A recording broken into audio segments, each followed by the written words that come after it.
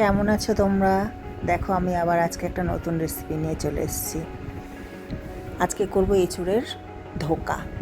এঁচুড় সিদ্ধ করে নিয়েছি, আলু সিদ্ধ করে নিয়েছি, তার মধ্যে টমেটো, একটু বাদাম ক্রাশ করে নিয়েছি, গরম মশলার মধ্যে আছে তোমার আস্ত গরম মশলা, ভাজা মশলা যেটা আর কি, আস্ত গরম মশলা আছে, জিরে আছে, শুকনো লঙ্কা ভেজে নিয়ে গুঁড়ো করে নিয়েছি, আর গোলমরিচ আছে, মিষ্টির জন্য একটু গুড় নিয়েছি, নুন আর আন্দাজ মতো লঙ্কা।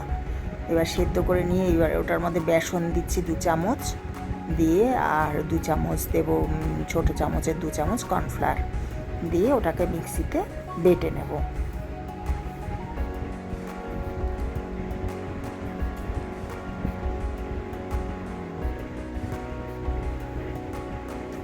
একটু কাঁচা লঙ্কাও চাইলে দিতে পারো, যেরকম ঝাল খাবে তোমরা।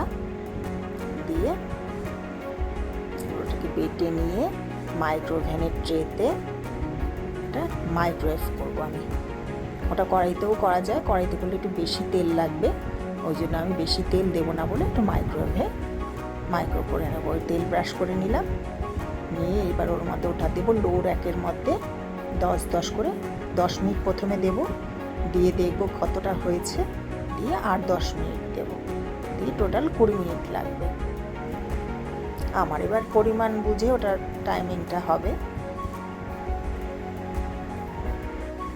দেখো বেটে নিয়েছি। টমেটোটা কিন্তু এর মধ্যে দেবো না, টমেটোটা গ্রেভিটার মধ্যে দেবো, ওটা আমার গাছের টমেটো। আমার রান্না করতেও যেমন ভালো লাগে, গাছ করতেও খুব ভালো লাগে। তুমি আমার ছাদে প্রচুর ফুল গাছ, এই টমেটো, লঙ্কা গাছ, ফুল গাছটাই আমি বেশি করি, প্রচুর ফুল গাছ আছে আমার। তো এবার দেখো 10-20 মিনিট করে এটা মাইক্রোওয়েভ করে নেব লো র্যাকের মধ্যে দিয়ে।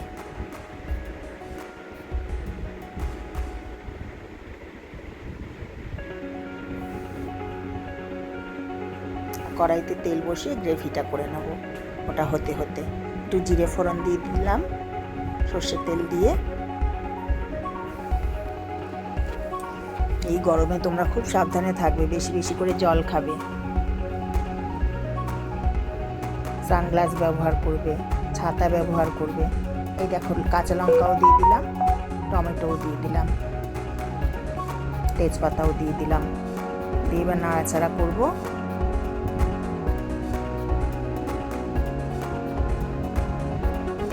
একটু নুন দিয়ে দিলাম, তাহলে টমেটোটা গলে যাবে। ভালো করে নাড়াচাড়া করবো। একটু কাশ্মীরি লঙ্কার গুঁড়ো দিয়ে দিলাম, একটু হলুদ দিয়ে দিলাম,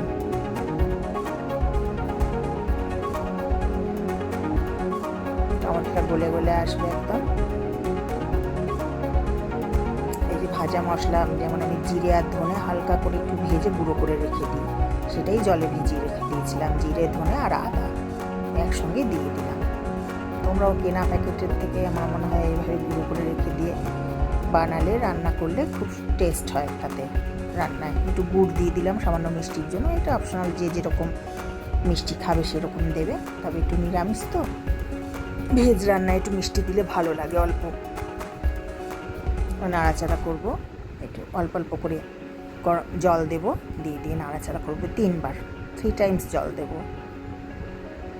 দিয়ে শুকিয়ে শুকিয়ে নিলে সতে করলে বোঝা যাবে এটা গ্রেভিটা কষানোটা হয়ে গেছে।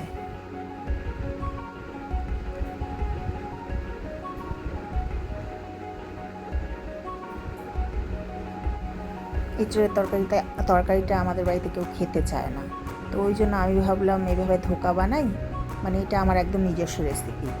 ধোকা বানিয়ে দেখলাম খেতে খুব ভালো হয়েছে, তো তোমাদের সাথে শেয়ার করি।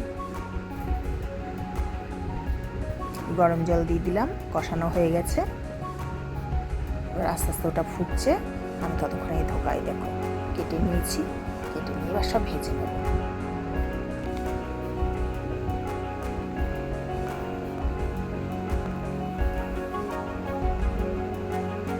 গ্যাসটা একটু বাড়িয়ে দিয়েই ভাজবে, মিডিয়াম ফ্লেমে দিয়ে।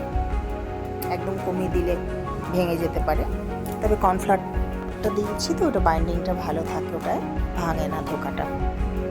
এভাবে সব ভেজে নিলাম। দেখো এই যে গ্রেভিটা শিফট করে দিয়েছি কড়াইতে। এবার এটা দিয়ে আর ফোটাবো না, দিয়ে গরম মশলা ছড়িয়ে দেবো, ঘি দিয়ে দেবো, দিয়ে একটু ঢাকা দিয়ে রাখবো। ব্যাস, দেখো ধোকা রেডি।